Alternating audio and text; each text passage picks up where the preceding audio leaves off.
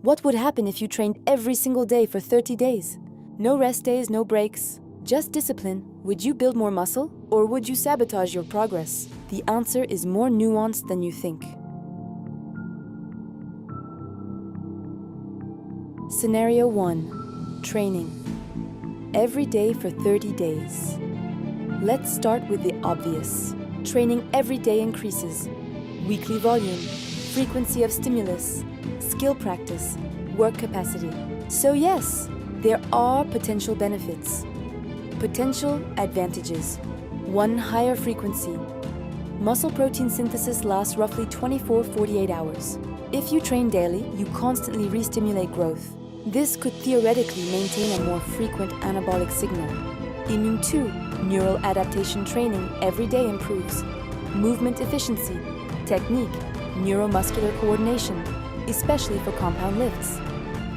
You may feel stronger simply because you're practicing more. 3. Increased caloric expenditure. More training days allows higher energy outputs. For fat loss phases, this can be useful. 4. Psychological momentum. Daily training builds routine. It reduces negotiation with yourself.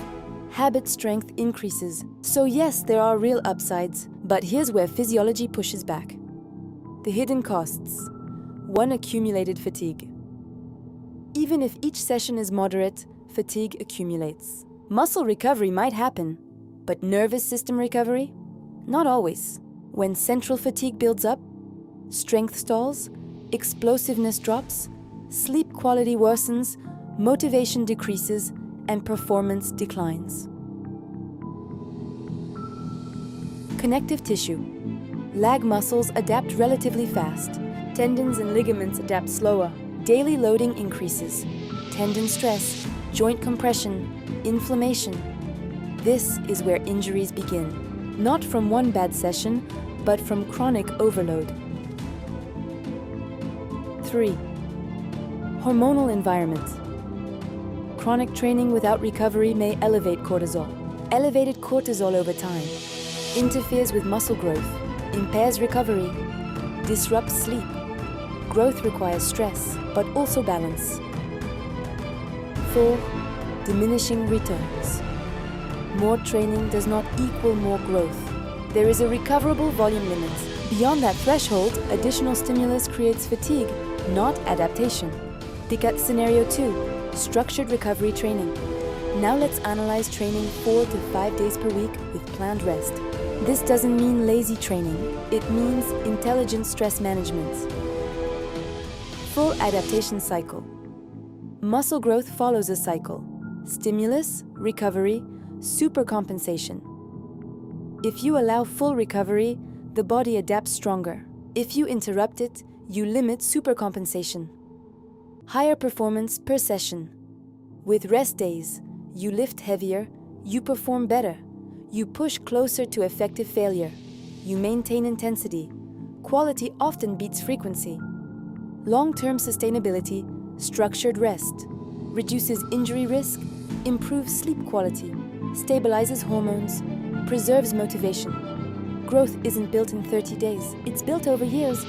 So which builds more muscle in 30 days? Here's the truth. In 30 days alone, you might see similar short-term results, especially if volume is controlled.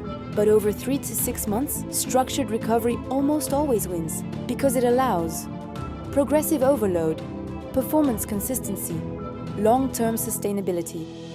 Daily training can work if volume and intensity are carefully managed. But most people don't manage it well. They accumulate fatigue instead of adaptation.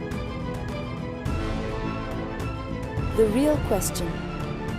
The question is not, can you train every day? It's, can you recover every day?